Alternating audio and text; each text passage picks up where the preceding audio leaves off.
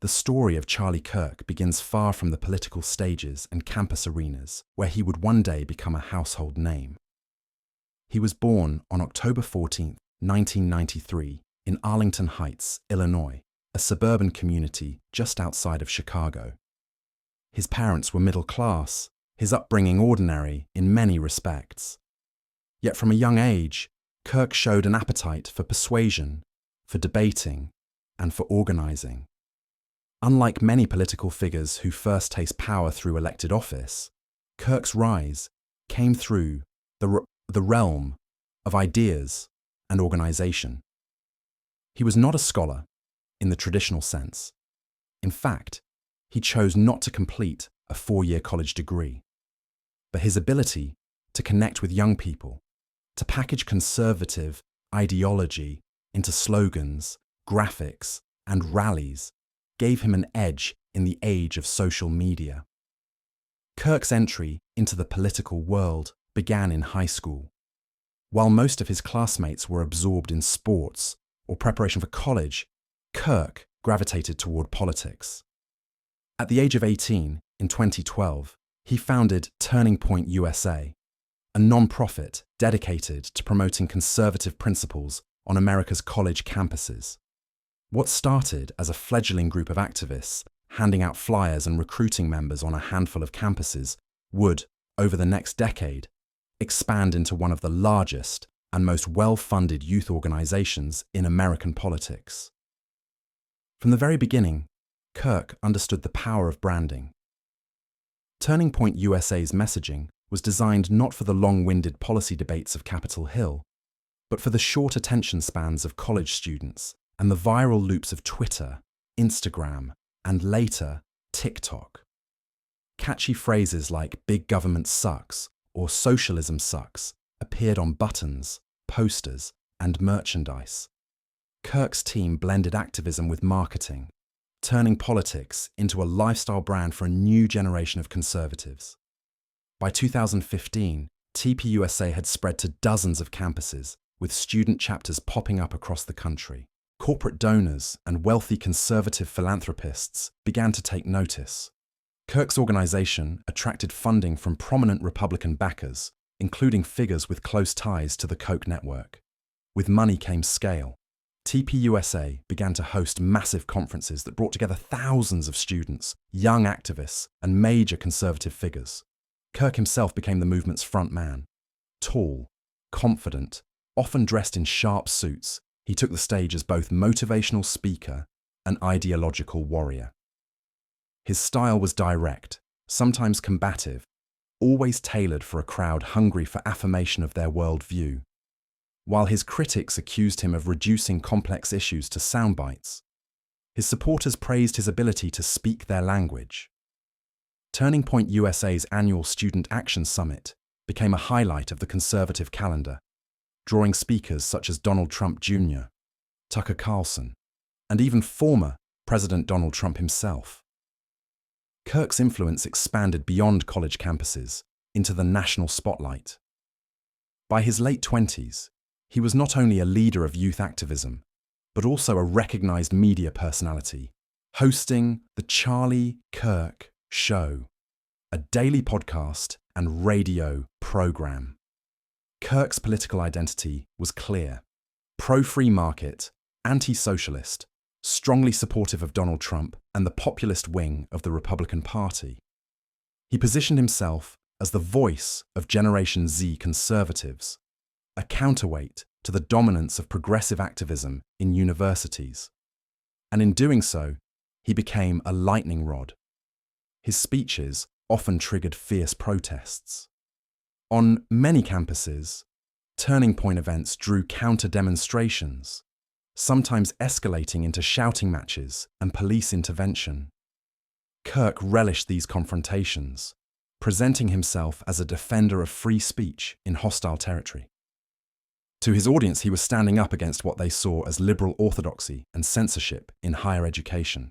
By 2019, Kirk's role had expanded even further. He launched Turning Point Action, the political arm of his organization, aimed at mobilizing young conservatives in elections. He became a frequent guest at rallies for then-President Donald Trump, even speaking at the 2023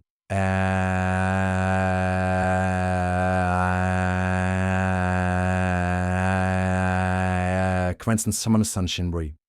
His face and voice were no longer confined to student audiences. He was now a fixture in mainstream conservative politics. The COVID-19 pandemic in 2020 gave Kirk yet another platform. Through his media channels, he criticised lockdowns, vaccine mandates, and what he framed as government overreach. His audience grew rapidly as millions sought alternative voices to the mainstream narrative. By the time the 2020 election unfolded, Kirk was one of the most prominent conservative voices in the country, especially among the under 30 demographic. But with visibility came scrutiny. Kirk and Turning Point USA faced criticism for alleged mishandling of funds, questionable tactics, and spreading misinformation. Journalists dug into TPUSA's finances, while watchdogs accused the organization of blurring the line between non-profit activism and direct political campaigning. Online, Kirk became a frequent target of satire and attacks from the left, yet none of it slowed his rise. By the early 2020s, TPUSA boasted thousands of chapters, millions of followers across platforms, and the financial backing of some of the wealthiest figures in conservative politics. Kirk, still barely in his 30s, commanded an empire of influence that stretched from college classrooms to Capitol Hill. In many ways, Charlie Kirk symbolized a new era of politics, one driven less by formal institutions and more by branding, social media, and personality. He was a product of the digital age, a political entrepreneur who turned conservative ideology into a movement tailored for Instagram posts and YouTube videos. His ability to harness the anger, frustration, and aspirations of young conservatives made him a formidable force in American politics. And yet, beneath the headlines and the rallies, there was also a personal side. Kirk often spoke about his Christian faith, his family, and his sense of mission. He described his work not just as political, but as spiritual, a battle for the soul of the country. To his supporters, this gave him authenticity. To his detractors, it made him even more polarizing. By 2025, Charlie Kirk was preparing for what many believed would be the next stage of his career. Some speculated that he would eventually run for office, perhaps for Congress, or even the Senate. His American comeback tour, launched earlier that year, was designed to energize conservatives ahead of the 2026 midterms. At each stop, he delivered fiery speeches about the dangers of socialism, the failures of the Biden administration, and the need for a new generation of leaders to step forward. The tour was not just about politics. It was about cementing his place as a national leader. Every event was a showcase of his influence. Young conservatives lining up for selfies, local media covering his remarks, donors filling the seats of VIP receptions. Charlie Kirk was at the height of his power, standing on stage as the embodiment of the movement he had built from nothing. But history would mark September 10th, 2025, not as another routine stop on that tour, but as the day it all came to an end. By the mid-2010s, Charlie Kirk was no longer just a young activist with a few friends handing out pamphlets. He had transformed Turning Point USA into a sprawling organization with national reach, a pipeline of funding, and direct access to some of the most powerful figures in the Republican Party. What had begun as an 18-year-old's idea in a suburban bedroom now resembled a political machine, sleek and aggressive, tailored for America's new era of polarization. At its core, Turning Point USA's mission was simple: energize young conservatives, challenge liberal dominance on college campuses, and build an infrastructure that could last for generations. But Kirk was never content with simplicity. He wanted scale. He wanted spectacle. And above all, he wanted to create a culture, a feeling that being conservative was not only a political choice, but a lifestyle, a badge of identity. The expansion. The key to Kirk's success was his ability to merge politics with marketing. By 2015, TPUSA's graphics and memes had flooded Facebook and Twitter, mocking socialism and glorifying capitalism in bold, simple images that could be shared thousands of times within hours. He understood what older conservative institutions did not, that the battleground of the future was not think tanks or policy journals, but social media feeds and campus cafeterias. The organization expanded rapidly. Chapters appeared in hundreds of colleges and high schools, sometimes in hostile environments where conservative voices were a minority. Kirk framed each new chapter as a beachhead in a cultural war, a stand against what he described as leftist indoctrination in education. For students who felt outnumbered or silenced, TPUSA offered community, events, and a sense of purpose. Funding soon followed. Wealthy conservative donors saw in Kirk a fresh face, a generational talent who could secure the future of the movement. Names like Foster Friess, the DeVos family, and other right-wing philanthropists began to appear behind TPUSA's fundraising efforts. The organization's budget grew into the tens of millions, enabling it to hire staff, sponsor major events, and produce professional quality media. The conferences. With money came the conferences, massive gatherings that looked more like rock concerts than political rallies. TPUSA's Student Action Summit, held annually in Florida, became a pilgrimage site for thousands of young conservatives. Stages were lit with LED screens, music blasted through speakers, and some of the biggest names in the Republican Party took the microphone. These summits were more than political events. They were cultural showcases. Influencers, YouTubers, and conservative celebrities mingled with college activists. Merchandise tables sold hats, shirts, and mugs emblazoned with slogans. Cameras captured every moment, broadcasting them across social platforms. For young conservatives, it was validation or session were proof that they were not alone, that their movement had power, money, and star power behind it. Charlie Kirk was always at the center. As master of ceremonies, he delivered keynote speeches, introduced major guests, and mingled with attendees. His presence combined the energy of a motivational speaker with the authority of a political organizer.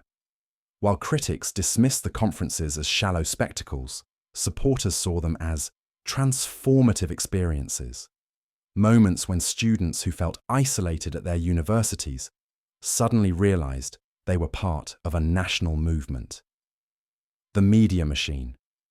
By the late 2010s, Kirk understood that rallies alone were not enough. To reach millions, he had to dominate the media landscape.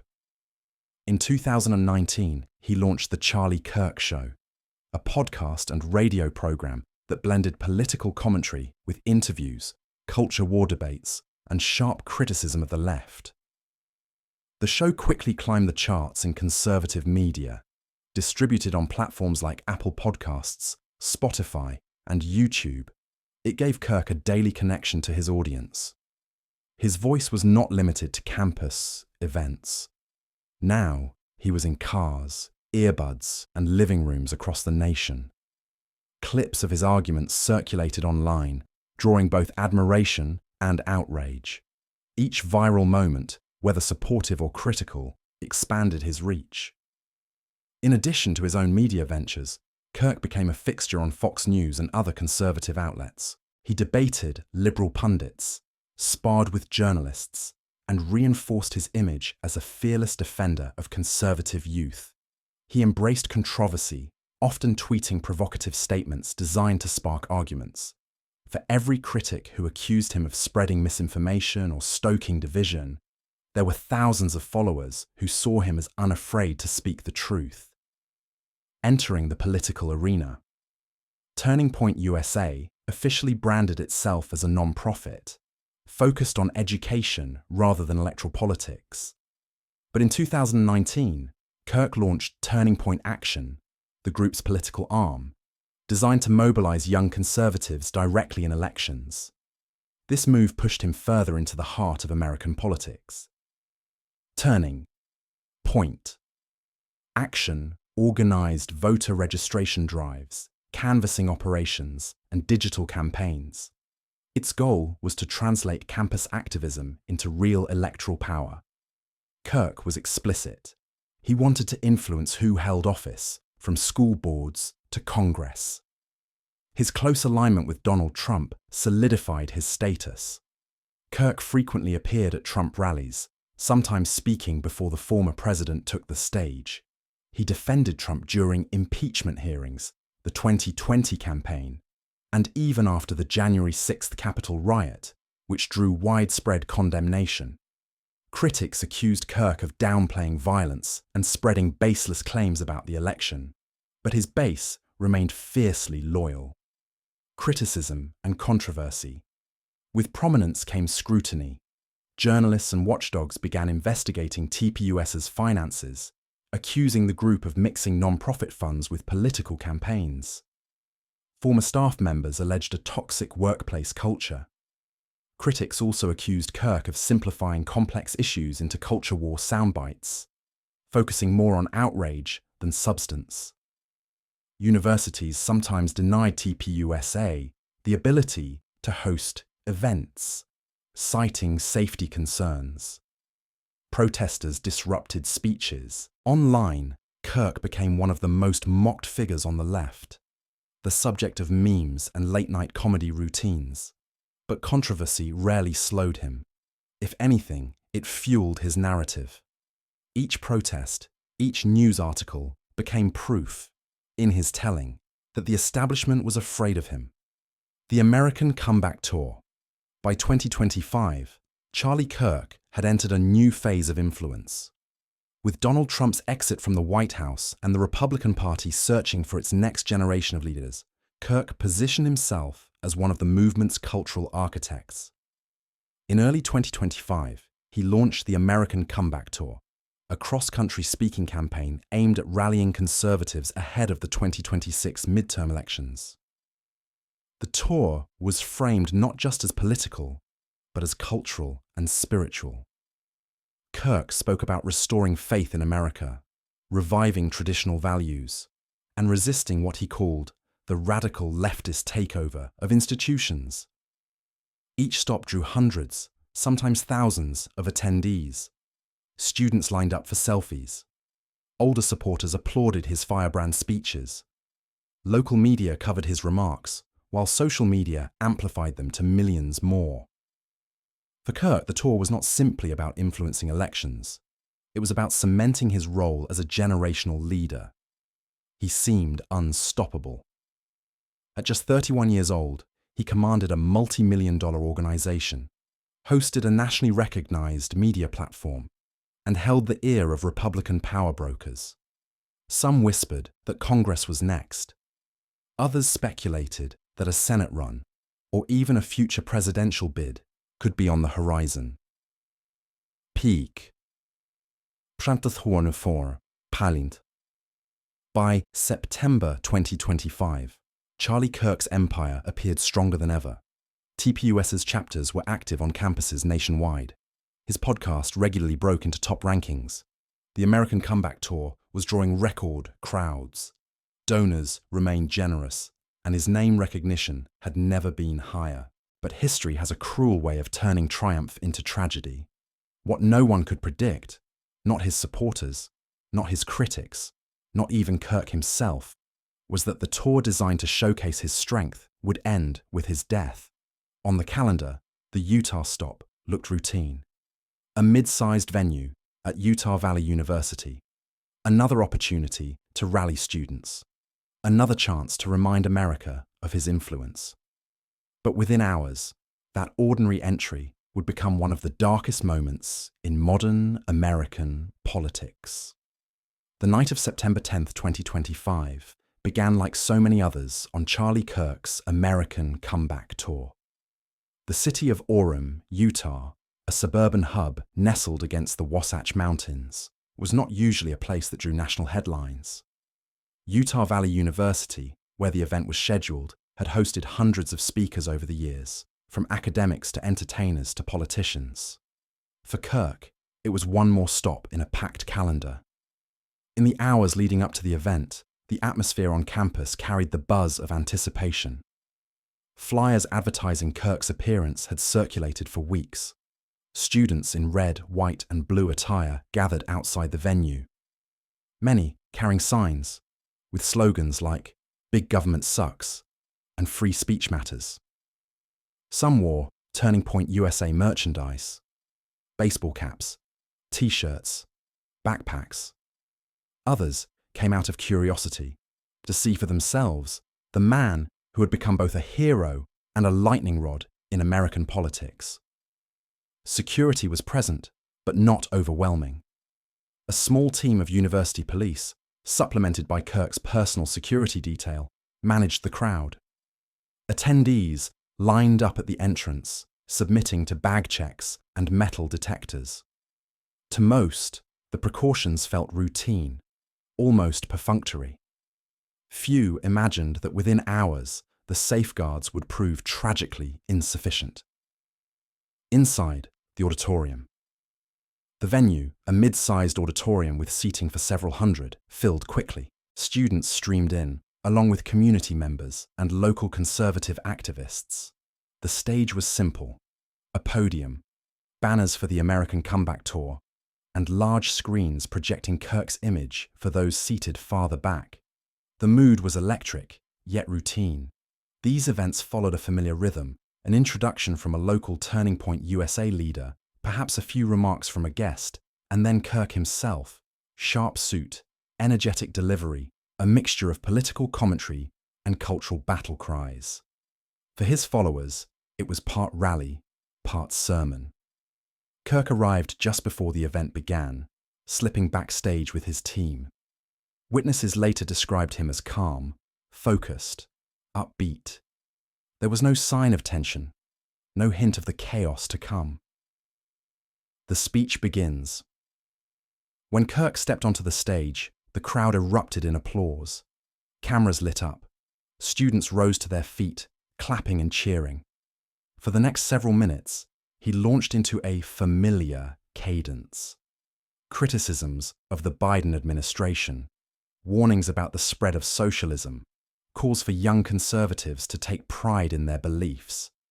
His voice carried easily across the room. For many in attendance, it felt like just another rally, another opportunity to be reminded that their movement was strong, that they were part of something larger than themselves.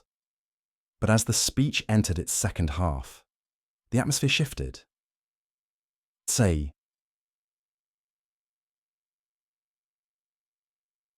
At approximately 7:40 p.m., in the middle of Kirk's remarks, a sharp crack echoed through the auditorium.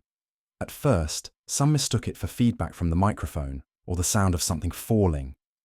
But within seconds, screams erupted. Charlie Kirk staggered, his words cut off mid-sentence. A single bullet had struck him in the neck. He collapsed toward the podium, blood visible against his shirt. Panic swept the crowd. Students screamed and ducked for cover. Security rushed toward the stage. Others dove toward exits, pushing through the aisles in chaos. Witnesses later described the moment as surreal, almost impossible to process in real time. Some froze, unable to believe what they were seeing. Others ran for their lives. The sound of shouting, crying, and sirens filled the auditorium. Immediate response. Kirk's security team moved instantly, shielding his body and scanning for the shooter.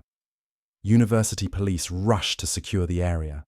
Within moments, paramedics who had been stationed nearby rushed onto the stage. They began emergency treatment, applying pressure to the wound, attempting to stabilize him. Kirk was carried off stage and into an ambulance waiting outside. He was rushed to a local hospital in Orem, where doctors fought to save his life. but the injury was catastrophic. Despite every effort, the bullet had caused massive trauma. By the end of the night, Charlie Kirk was pronounced dead. He was 31 years old. Chaos and fear.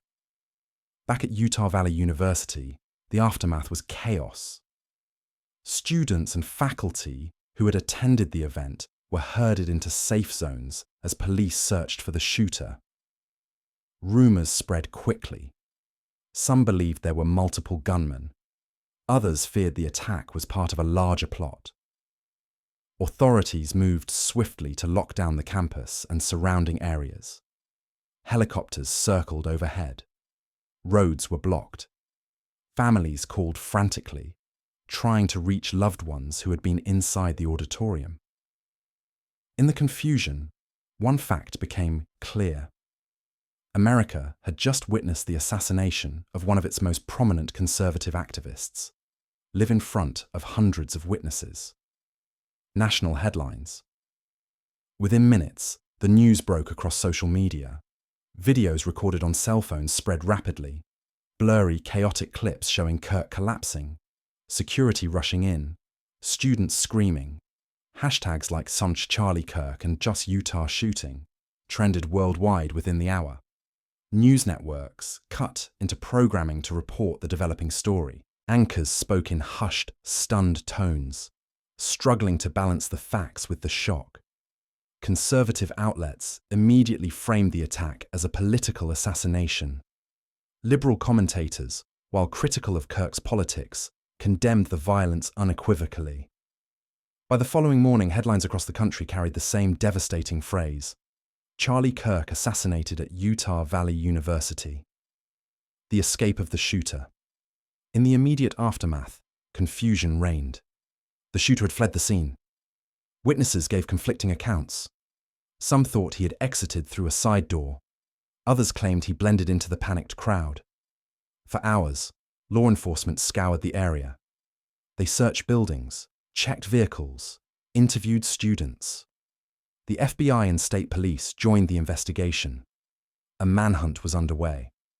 The suspect would not be captured until 33 hours later. But even before his arrest, the details of September 10th were etched into history. A nation in mourning. As night fell on Utah, vigils began to form. Students gathered with candles outside the university, singing hymns and offering prayers. Across the country, supporters of Kirk and Turning Point USA organized gatherings to mourn his death. In Washington, members of Congress issued statements. Republicans called it a tragedy for the conservative movement and the nation. Democrats, even those who had clashed with Kirk's ideology, condemned the assassination as an attack on free speech and democratic discourse. The President of the United States addressed the nation the next day, describing the killing as a heinous act of political violence that has no place in America. He called for unity, for justice, and for reflection on the growing divide in the country. The turning point. For many Americans, the assassination of Charlie Kirk was a turning point. A reminder of how fragile public life had become, how dangerous the climate of polarization was. For others, it was a wake-up call about security, about extremism, about the risks faced by anyone who dared to step onto a stage in modern America. But above all, September 10th, 2025, became a date seared into memory. What had begun as another stop on a political tour ended as one of the most shocking assassinations in decades. And as the nation mourned, law enforcement focused on the man believed to have pulled the trigger, a 22-year-old named Tyler James Robinson, whose arrest would soon dominate the headlines. The man accused of killing Charlie Kirk was Tyler James Robinson, a 22-year-old from Utah. For most Americans, his name was unknown until it suddenly appeared across headlines. But within hours of Kirk's assassination, Robinson was no longer a private citizen. He was the central figure in what authorities quickly described as one of the most consequential political killings in recent American history. The manhunt. In the minutes after the gunshot rang out at Utah Valley University, Robinson vanished into the chaos. Witnesses reported seeing a young man slipping through a side exit, blending into the crowd of terrified students rushing towards safety. Surveillance cameras captured blurry images of him moving quickly through a campus parking lot, but he was gone before police could seal the perimeter. What followed was a tense 33-hour manhunt that stretched across Utah County. Local police, the Utah Highway Patrol, and federal agents from the FBI joined forces. Checkpoints were set up. Homes near the university were searched. Helicopters scanned neighborhoods with spotlights. Public alerts warned residents to stay indoors and report suspicious activity. For many in Orem and nearby Provo, the fear was palpable. The gunman who had assassinated one of the country's most prominent political figures was still at large. Finally, on the evening of September 11th, authorities tracked Robinson to a relative's home. He was taken into custody without incident. A handgun, believed to be the murder weapon, was recovered. The relief was immediate. The suspect was in custody, and the focus shifted from pursuit to justice. Who was Tyler? James Robinson. Little was publicly known about Robinson before September 2025. He was described as a young man from Utah with no major criminal record. Former classmates recalled him as quiet, sometimes withdrawn. Neighbors told reporters he was polite but kept to himself. But investigators quickly began piecing together a different picture. One of a man deeply immersed in online forums, politically volatile, and increasingly radicalized. According to prosecutors, Robinson had posted messages online expressing anger toward conservative leaders, accusing them of spreading lies and damaging the country. Screenshots circulating on social media appeared to show Robinson engaging in heated debates, railing against Kirk by name. The extent of his planning became a central question. Prosecutors argued that the attack was not spontaneous, but deliberate, a targeted political assassination carried out against a public figure because of his beliefs. The charges. On September 12, 2025, prosecutors announced the charges. Robinson was formally accused of aggravated murder, the highest degree of homicide under Utah law, carrying the possibility of the death penalty. Firearm offences, for using a weapon in the commission of a violent crime. Witness tampering. Prosecutors alleged that after the shooting, Robinson attempted to pressure or mislead individuals who could testify against him. Violence in the presence of a child. One of the attendees at Kirk's event was a minor who witnessed the shooting, leading to this additional charge. The decision to pursue the death penalty was announced almost immediately. Prosecutors argued that the assassination of Charlie Kirk was not only a murder, but an assault on American democracy itself, warranting the harshest punishment available under law. The courtroom appearance. Robinson's first court appearance was brief but dramatic. Shackled and wearing a standard-issue jumpsuit, he stood before a judge as the charges were read. He spoke little, answering only in short phrases. The courtroom was filled with journalists, Kirk supporters, and local residents who wanted to see the man accused of shattering their sense of safety. Outside, protesters gathered. Some demanded justice and the maximum penalty. Others cautioned against turning the case into political theatre. The image of Robinson, young, pale, expressionless, became the subject of endless speculation. Who was he? What had driven him to pull the trigger? Was he acting alone, or was he influenced by something larger? Motives under scrutiny. As the investigation deepened, law enforcement combed through Robinson's digital footprint. They examined social media accounts, encrypted messaging apps, and online forums where he had been active. According to reports, Robinson had expressed growing disillusionment with politics, railing against both major parties. But it was his fixation on Charlie Kirk that stood out. Prosecutors claimed that Robinson viewed Kirk as a symbol of everything he opposed: populist conservatism, the rise of Trump-aligned politics, and the perceived radicalization of young Americans. In online posts, Robinson reportedly mocked Kirk's speeches, ridiculed Turning Point USA, and suggested that America would be better off without him. While defense attorneys have not confirmed their strategy, some legal analysts predict they may argue mental instability or diminished capacity. Others suggest they could frame Robinson as a troubled young man, more influenced by rhetoric than capable of forming deliberate political intent. For prosecutors, however, the motive was clear. This was an ideologically driven assassination. Public reaction to the suspect. The revelation of Robinson's identity sparked intense debate.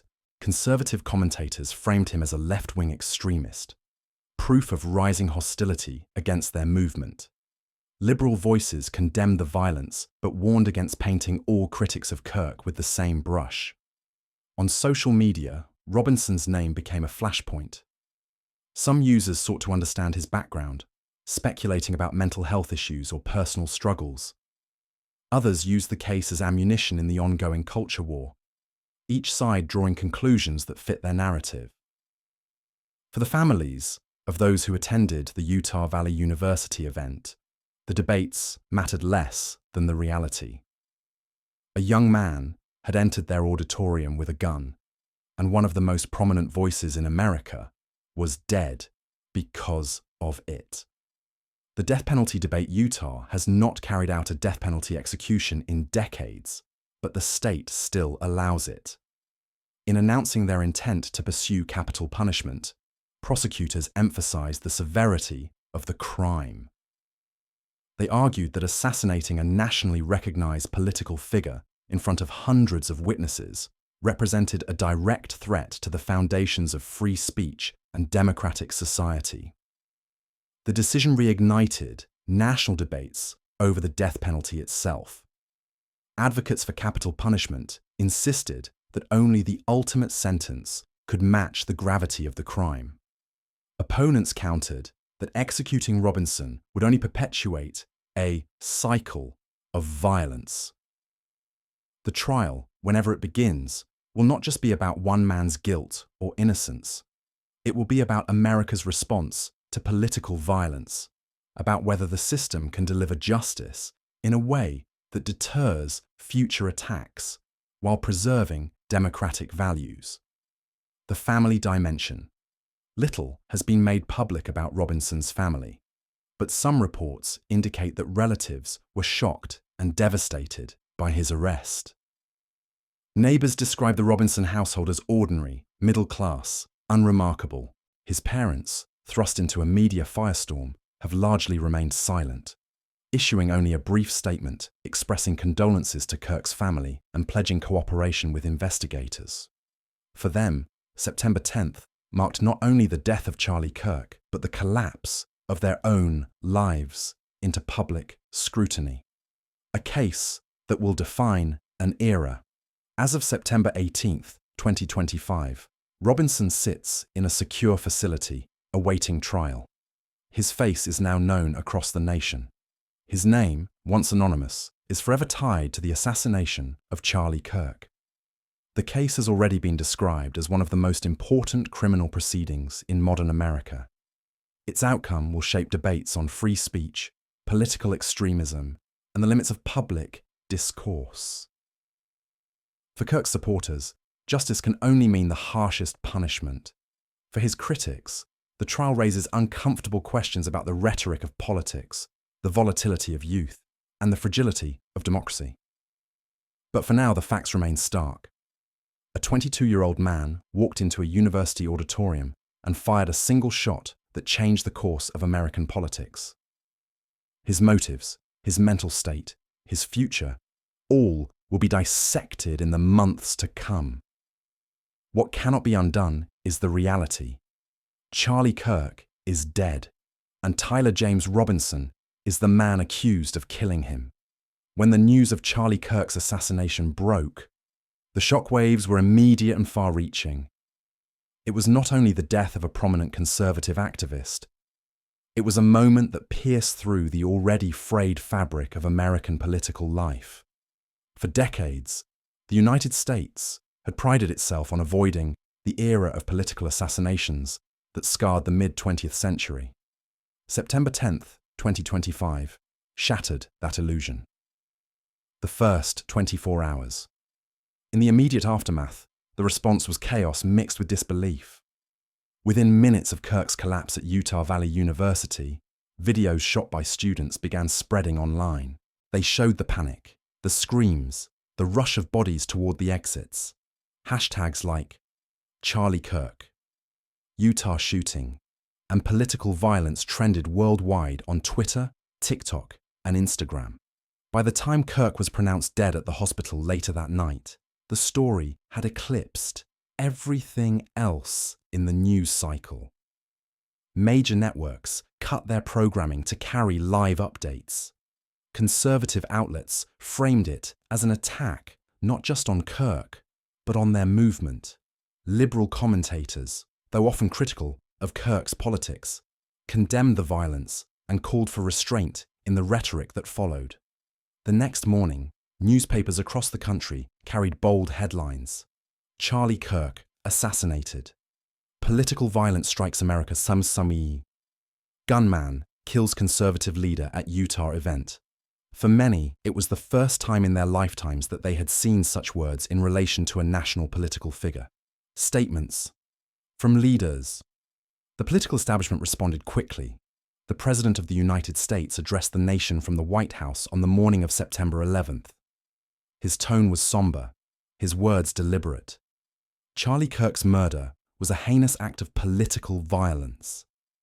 Regardless of our disagreements, no American should ever fear for their life because of their beliefs.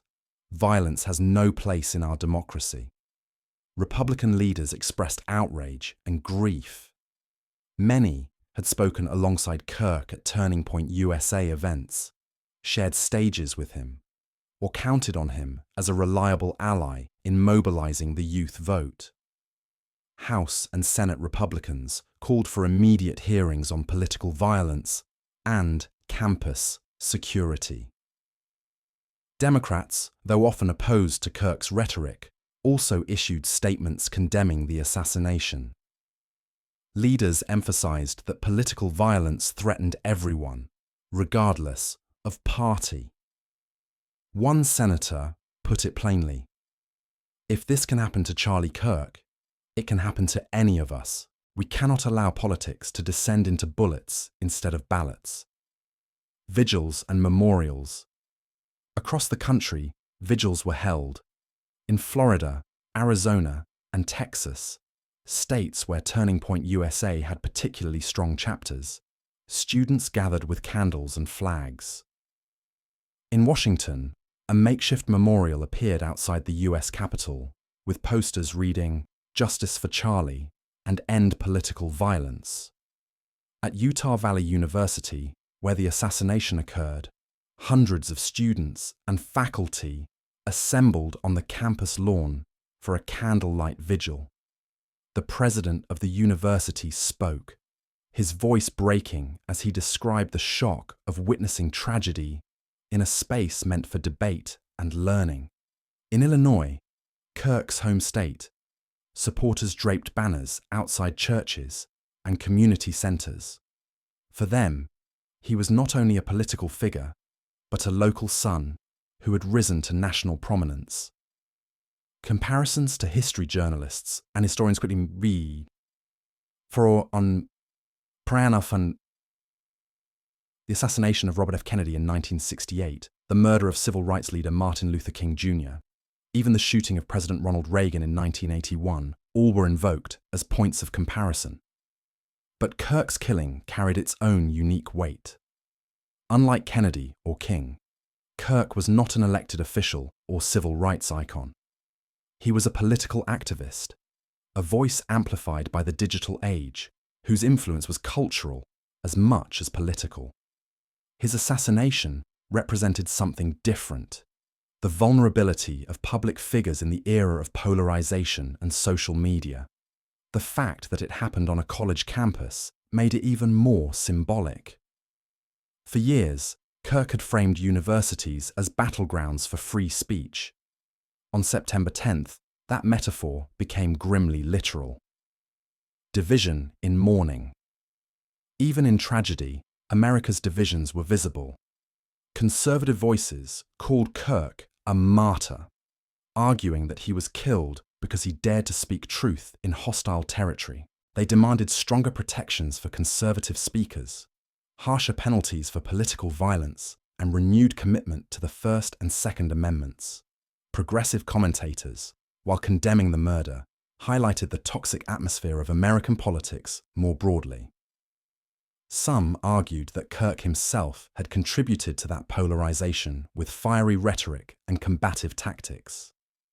For them, his assassination was not justification, but a tragic reflection of how poisoned the national conversation had become. The split was evident in how the story was told. Right-wing outlets emphasized the shooter's alleged political motives and tied them to leftist extremism. Left-wing commentators urged restraint, warning against turning the tragedy into a partisan weapon. The result was a paradox. Kirk's death united Americans in grief for a moment, but the narratives that followed risked deepening the very divides he had spent his career navigating. Security for public figures. Almost immediately, the question of security arose. How had a gunman managed to enter a university auditorium, pass through security, and assassinate a nationally known figure in front of hundreds of witnesses? Critics demanded answers from both Turning Point USA and Utah Valley University. Lawmakers began calling for increased security funding for political events, especially on campuses. Some proposed federal guidelines requiring armed protection for high-profile speakers. Others worried that overreaction would stifle free speech even further by making events feel militarized. Universities, long resistant to heavy security presence, now faced pressure to rethink their policies. Administrators across the country issued statements promising to review safety measures. For students, the reality was chilling. If someone as high-profile as Charlie Kirk could be killed during a campus lecture, then no event was truly safe. A movement without its leader. For Turning Point USA, the impact was existential. The organization had been built around Kirk's charisma and leadership. While it employed dozens of staff and commanded millions in funding, Kirk was its public face, its strategist, and its guiding voice. In the days after his death, TPUSA leaders vowed to continue his mission. Statements from the group described Kirk as a warrior for freedom and promised that his legacy would endure. But privately, questions swirled about who could fill the void. Names of possible successors were floated: rising conservative influencers, trusted deputies within the organization. But none carried the same recognition. For young conservatives, Kirk had been a figure of certainty, someone who made them feel part of a national movement. His absence left a hole that could not easily be filled. The political ripple effect. Beyond TPUSA, Kirk's assassination had ripple effects across American politics. Republican strategists worried about losing one of their most effective mobilizers of youth voters ahead of the 2026 midterms. Democratic leaders, while condemning the killing, braced for a wave of energized conservative turnout in response. Commentators speculated that the assassination could become a rallying cry for the right, a unifying moment that transcended internal divisions. Some even suggested it could reshape the 2028 presidential race by elevating figures who position themselves as heirs to Kirk's legacy. At the same time, the incident reignited debates about gun violence in America. Progressives pointed to the shooting as yet another reason for stricter regulations. Conservatives countered that the issue was not guns, but political extremism. The clash of narratives ensured that Kirk's death would not fade quickly from the headlines. The human cost, amid the political fallout, It was easy to forget that behind the headlines was a human tragedy. Charlie Kirk left behind his wife, Erika Kirk, whom he had married in 2021. Friends and family remembered him not as a controversial figure, but as a husband, son, and mentor. At his memorial service, held in Illinois, thousands attended. Supporters wept openly. Politicians spoke. His family, while devastated, called for peace and for an end to political violence. The service was broadcast nationally, watched by millions. For those who had known him personally, the loss was intimate. For those who only knew him through screens, the shock was collective. And for the nation, it was a grim reminder that words, no matter how sharp, should never end in bullets. The dust had barely settled in Utah when the nation realized that Charlie Kirk's assassination would not simply be another headline that faded with time. It was a rupture, a moment that redefined the risks of public life in America, the dangers of polarization, and the fragility of democratic discourse. As of September 18, 2025, just over a week since his death, the legal process against his killer was underway. The political world was adjusting to his absence, and the public was still grappling with the meaning of what had happened. The trial ahead. Tyler James Robinson, the 22-year-old accused of pulling the trigger, now sits in a secure facility in Utah County. His first court appearance was brief, but the charges against him were anything but ordinary. Prosecutors announced they would seek the death penalty, citing the assassination as aggravated murder with political motivation. The courtroom drama ahead promises to be one of the most significant trials of the decade. It will pit prosecutors who argue Robinson carried out a calculated political assassination against defense attorneys who may point to mental illness, instability, or mitigating circumstances. Every filing, every hearing will be broadcast across the nation, dissected on television, and debated online. The trial is not just about one man's actions. It is about America's capacity to handle political violence without tearing itself further apart. For supporters of Kirk, justice means the harshest possible sentence. For critics of capital punishment, the trial raises deep ethical questions about whether execution is the right answer to violence. Whatever the verdict, the case will leave a mark on American jurisprudence. Rarely has the murder of a public figure in the modern digital era intersected so directly with questions of free speech, political extremism, and democratic survival. The political legacy of Charlie Kirk. Charlie Kirk's death has already begun to reshape the political landscape. For more than a decade, he had been the face of Turning Point USA, the rallying figure for a generation of young conservatives. His empire of chapters, conferences, podcasts, and donor networks depended heavily on his leadership. In the days following his death, TPUSA issued statements vowing to continue his mission. They framed him as a martyr, a man killed for speaking truth on hostile campuses. His speeches were replayed across social media, his quotes shared as rallying cries. Young conservatives began using hashtags like Carry the Torch and For Charlie, treating his legacy as a banner under which to unify. But the loss of a central figure raises real challenges. Leadership transitions are rarely smooth in organizations built around one personality. Without Kirk, TPUSA must find a successor capable of commanding the same loyalty, raising the same funds, and keeping the same momentum. As of mid-September 2023, no clear heir has emerged. Still, Kirk's legacy as a pioneer of digital-age conservative activism is secure. He demonstrated that a young man without elite credentials, without a political dynasty behind him, could build an empire out of slogans, podcasts, and and social media clips. For his supporters, that remains inspiring. For his critics, it remains troubling, but no one disputes the scale of his influence. The broader debate on political violence. The assassination has reignited urgent conversations about safety in public life.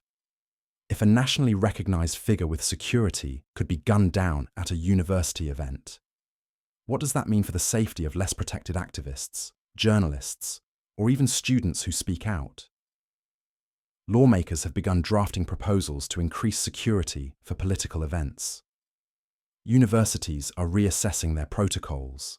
Some call for armed guards at every high-profile lecture. Others warn that such measures could stifle open discourse and turn campuses into fortresses.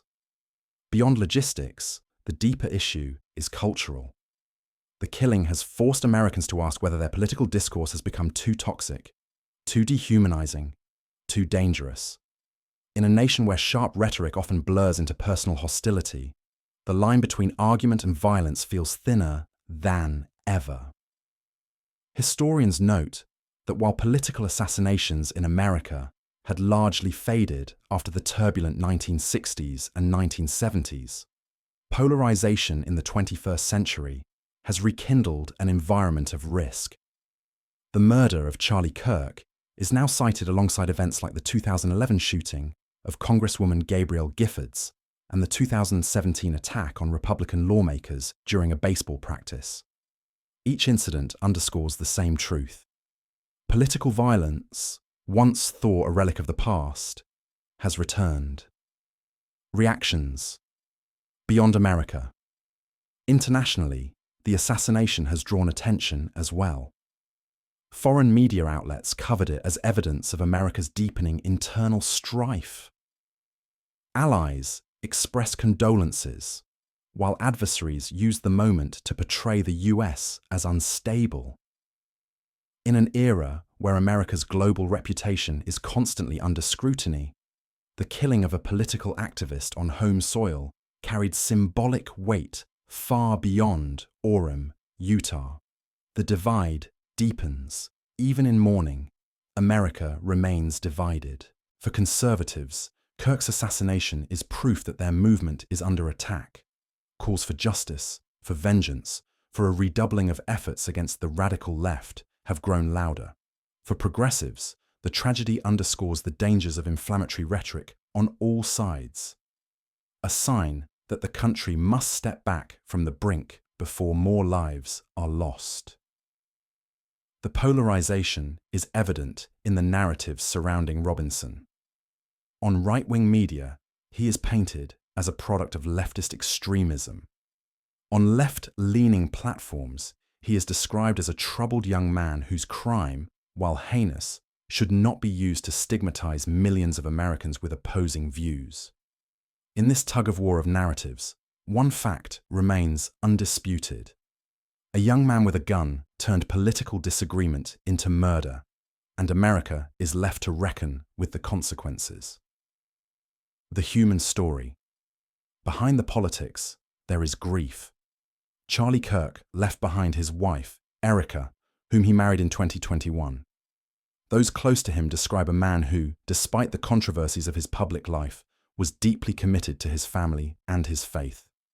His friends speak of a tireless worker, someone who lived on airplanes and in hotel rooms, driven by the belief that he was fighting for America's future.